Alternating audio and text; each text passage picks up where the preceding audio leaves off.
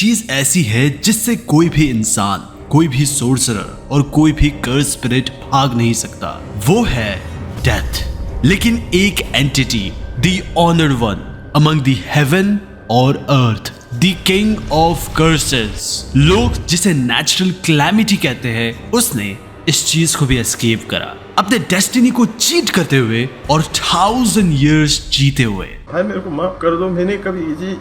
That's the reason कि chapter 1 में जब सुकूना को हमें दिखाया गया है, तब उसे हमें एज अ ममी दिखाया गया है।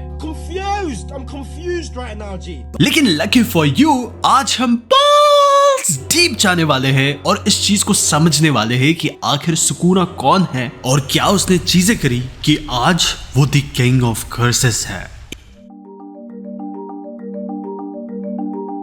सुकूना ने जब अपने आप को एक कर्स ऑब्जेक्ट बनाया, ये कुछ ऐसा था जो कि तब के जमाने के हेनरा के सोर्सरर भी नहीं कर पाते थे। इनफैक्ट ये तब की बात चल रही है जब सोर्सरी अपने आप पे ही पीक पे थी और इस पीरियड को गोल्डन एज बुलाया जाता। इस चीज के बाद कहीं ना कहीं सुकूना पिनिकल बन गया था ऑफ एवोल्यूशन, सिंस उसने अपने बॉडी को मल्टीपल कर्स ऑब्जेक्ट में बांट लिया था ताकि वो 1000 ऑफ years तक जी सके। इनफैक्ट ये नोटोरियस मोमेंट जहाँ पे यूजी सुकूना के फिंगर को खा जाता है, ये जस्ट एक रैंडम मूवमेंट नहीं था, बल्कि ये सुकूना का केयरफुली एग्जीक्यूटेड एक प्लान था ताकि वो लेटर यूजी के बॉडी में रीइंकार्नेट हो सके। सुकूना ने अपने आप को कर्स ऑब्जेक्ट इसलिए भी बनाया हो सकता है क्योंकि उसे पता था कि कर्स ऑब्जेक्ट ये कुछ ऐसी चीजें हैं जो कि पावरफुल से पावरफुल सोर्सरर भी उसे डिस्ट्रॉय नहीं कर सकते। इनफैक्ट एंजल ने यह भी कहा है कि सारे पास्ट के सोर्सरर केंजाकू के एग्रीमेंट से इसीलिए एग्री करते हैं क्योंकि वो इस चीज को कभी इमिटेट ही नहीं कर पाए जो सुकूना ने करा है, कंफर्म करते हुए कि सुकूना बिल्ट डिफरेंट है। Goddamn right. भले ही सुकूना का एक नेचुरल डेथ हुआ है, सुकूना ने अपने आप को कर्स्ड ऑब्जेक्ट में बांटा, जिसकी वजह से सुकूना मल्टीपल टाइम्स अपने वेसल को चेंज कर सकता है, जो कि एक ऐसी चीज है जो एंजल जैसी सोर्सरर भी नहीं कर सकती। इनफैक्ट ये एबिलिटी इतनी फ्लेक्सिबल है कि केंजाकू ने चैप्टर 55 में कहा था कि सुकूना अपने वेसल को अपनी मर्जी से चुन सकता है। कहीं ना कहीं ये एबिलिटी एक्स्ट्रा ऑर्डिनरी है, सिंस इस एबिलिटी की मदद से वो अपने आप को कहीं पे भी रीइंकार्नेट कर पाता, वो भी अपनी खुद की मर्जी से।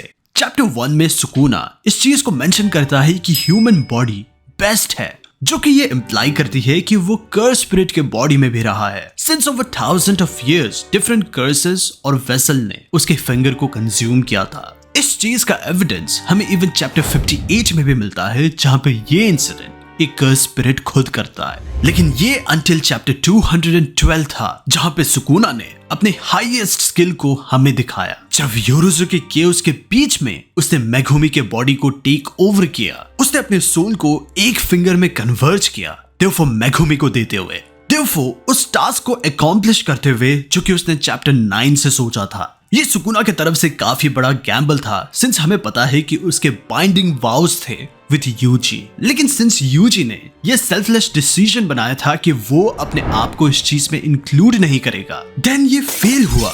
यहाँ पे सुकूना का ये इंडिविजुअलिज्म है जो कि शाइन कर रहा है। अगर यूजी काफी मतलबी इंसान होता और इस लूप होल में इस चीज को आइडेंटिफाई करता, तो कहीं ना कहीं कुछ भी चीज रॉन्ग नहीं जाती। वो इस चीज को हाईलाइट करते हुए कि जो चॉइसेस सोर्सरर लेते हैं, ये काफी बड़ा इम्पैक्ट लाती है उनके और दूसरों के लाइफ में, और ये काफी अच्छा भी हो सकता है और काफी बुरा भी, क्योंकि लाइफ अपने आप में भी एक गैम्बल है। एस केंजाकू ने इस चीज को मेंशन भी करा है इन चैप्टर 222 कि उसे वो ह्यूमंस पसंद नहीं जो एक्शंस नहीं लेते, भले ही उनकी डेथ उनको देख रही हो। लेटर सुकूना इवन कोडाकू रिचुअल को भी करता है, जो कि उसे उसके ट्रू फॉर्म के और पास लेके आता है। कोडाकू रिचुअल हमें कहा गया है कि एक ऐसा रिचुअल है जो कि ऑब्जेक्ट्स को कर्स टूल में बना देता है। बस तुम्हें उस ऑब्जेक्ट को 10 महीने और 10 दिन के लिए मैरिनेट करना है इन बिटवीन ऑर्गेनिजम्स। लेकिन इस केस में सुकूना के डिवोटेड सर्वेंट उरुउमे ने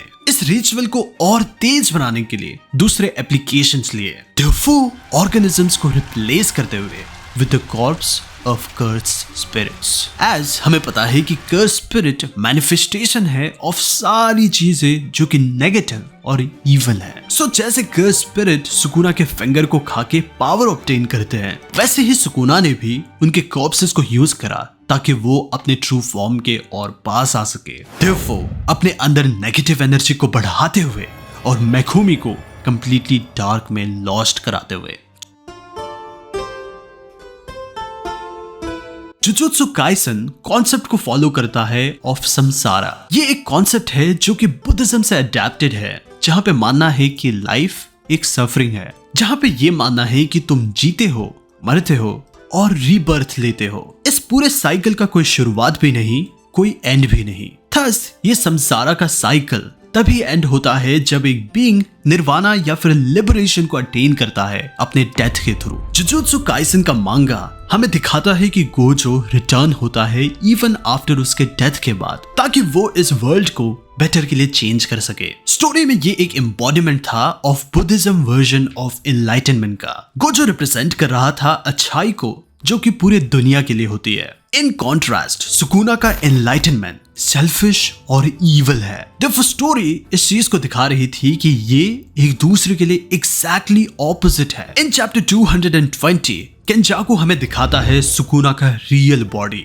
जो कि टेंगेन के बैरियर के अंदर था। सुकुना का खुद का बॉडी काफी अनयूजुअल पोज में था, जहां पे हमें दिखाया गया था कि उसका बॉडी बुद्धिस्ट मेडिटेटिव पोज में है। ये काइंड ऑफ इंस्पायर है रियल मेडिटेटिव पोज से, जिसका नाम है सोकुशिन बुत्सु। इन जापान ये एक प्रैक्टिस है जहां पे बुद्धिस्ट मॉन्क अपने बॉडी को एक हार्डेस्ट पेन के थ्रू गुजराते हैं, जिसे हमें कहा गया है एसेटिज्म, जहां पे एक मॉन्क अपने मटेरियल नीड और इवन खाने को भी छोड़ता है, लीड करते हुए उसके डेथ की तरफ। जब कोई मॉन्क इस ममिफिकेशन के थ्रू जाते हैं, उनका एक स्ट्रिक्ट डाइट होता है जिसे हम कहते हैं मोकुजी की, जिसका लिटरली मतलब आता है एक पेड़ को खाना। And ladies and gentleman, writer ने इस चीज का पहले ही हिंट दे दिया था। एज सुकुना का एक पार्ट ऑफ द फेस हमें काफी ज्यादा सिमिलर दिखाई देता है एक ट्री के। रियल लाइफ में जब कोई मॉन्क सोकुशिन बुत्सु को करता है, देन उसका मतलब ये है कि वो एक्चुअली ऊपर जाना चाहता है सीता हेवन में। सीता हेवन बुद्धिज्म में वन ऑफ द स्टेज है ऑफ हेवन, जहां के रेजिडेंट 1.6 मिलियन ईयर्स तक जीते हैं, और कहा जाता है कि सीता हेवन के बाद तब होती है उनकी रीबर्थ। इस चीज का हिंट देते हुए कि आखिर क्यों सुकुना ऑलमोस्ट इमॉर्टल जैसा क्यों है और उसकी लाइफ इतनी लॉन्गर क्यों है as compare to other sorcerer. लेकिन इन चैप्टर 222 हमें एक और बड़ी चीज रिवील होती है। वो सुकुना नहीं था जिसने अपने बॉडी को इस ममिफिकेशन प्रोसेस से गुजराया। सुकुना इस चीज को स्टेट करता है कि वो टेंगेन था जिसने उसके बॉडी को ममिफिकेशन से गुजराया, और वो इस चीज को काफी आयरोनिक बुलाता है। आफ्टर ऑल ये चीज स्टेटेड था कि एट द टाइम जब सुकुना जिंदा था, ये स्टेटेड था कि वो कभी डिफीट ही नहीं हुआ, मीनिंग उसकी रियल डेथ एक नेचुरल कॉज से हुई थी। वो मास्टर टेंगेन था जिसने उसके बॉडी को प्रिजर्व रखा और इस चीज का ख्याल रखा कि ये बॉडी इवन हजारों सालों के बाद भी बिल्कुल सही रहे। दैट्स द रीजन कि सुकुना का बॉडी हमें बैरियर के अंडर मिलता है जो कि टेंगेन गार्ड करता है। नाउ ये चीज काफी ज्यादा सेंस बनाता है कि एंटायर टाइम ये मास्टर टेंगेन था जिसने पूरे जापान में बुद्धिज्म को स्प्रेड करा इन द नारा पीरियड, और इवन जुजुत्सु के बेसिक स्ट्रक्चर को भी बिल्ड करा जो कि अप्रोक्सीमेटली था 1200 साल पहले, जो कि इवन सुकुना के पीरियड से भी काफी पीछे है। दैट्स हाउ टेंगेन काफी ज्यादा नॉलेजेबल है even as compare to king of curses Sukuna. ये हाईलाइट करता है इस फैक्ट को कि आज जो सोर्सरी हम देखते हैं ये काफी ज्यादा इन्फ्लुएंशियल रहा होगा हीएन एरा वाले पीरियड से, स्पेशली इन कैरेक्टर केंजाकू, टेंगेन और सुकुना की वजह से। सिंस ये सुकुना का इमोर्टैलिटी वाला एबिलिटी एक ऐसी एबिलिटी थी जो कि तब के हीएन एरा वाले सोर्सर भी नहीं कर पाए थे। ये भी ऑब्वियस है कि टेंगेन के स्टार प्लाज्मा वेसल वाले चीजों की वजह से वो भी इन सारी चीजों को परफॉर्म नहीं कर पाई जो कि सुकुना कर बैठा, क्योंकि टेंगेन के पास इस चीज की कमी होती कि वो अपने खुद के वेसल को ना चुन पाती। दैट्स द रीजन कि उसने उसके बॉडी को प्रिजर्व करके रखा ताकि वो उस बॉडी को समझ सके। ये एक रीजन है जो कि केंजाकू बाद में समझ बैठा कि आखिर क्यों टेंगेन और सुकुना के फेस में इतनी सिमिलैरिटी क्यों है, क्योंकि टेंगेन ने उसे कहीं ना कहीं कॉपी करने का ट्राई करा है। लेकिन चीजें काफी ज्यादा चेंज हुई in the modern era. Even Gege Akutami ने यहाँ पे हमें शेक्सपियर के हैमलेट को भी दिखाया, जहाँ पे सुकूना अपने ही स्कल को देखता है और उसे आयरॉनिक कहता है। ये डिराइव्ड हुआ है इस सेइंग से, जहाँ पे कहा गया है the path of glory lead but to the grave. ये रेफर करता है उस पर्टिकुलर आइडिया को कि तुम डेथ को एस्केप नहीं कर सकते, भले ही वो कोई भी हो जिसने ग्लोरी को अचीव किया हो या फिर ग्लोरी को अचीव ना करा हो, उसकी डेथ इवेंचुअली होने ही वाली है। सो सुकूना का स्ट्रॉन्गेस्ट होना यही उसके लोनलीनेस का कारण बना था, जो कि हमें कहा गया था इन चैप्टर 221। सिंस उसके जुजुत्सु के बैटल के लिए ट्रू लव कभी पूरा ही नहीं हुआ अंटिल उसका मुकाबला हुआ सातोरू फ्रिकिन गोटचो के साथ, जिसका बर्थ 1000 साल बाद हुआ। और सुकूना को अपने ड्रीम को अचीव करने के लिए उसे इन सारे प्रोसेस से गुजरना पड़ा। इन एडिशन पहले मॉन्क जिसने ये शिकुन शोबुत्सु को परफॉर्म किया था, ये था around 1100। Coincidentally enough jujutsu Kaisen के वर्ल्ड में भी सुकूना 1100 साल के अराउंड ही एक ह्यूमन से किंग ऑफ कर्सेस बनता है, जो कि ये दिखाती है कि जुजुत्सु काइसेन के राइटर मेटाफोरिकल वे में रियल लाइफ कॉन्सेप्ट को एनिमे में रिप्रेजेंट करते हैं।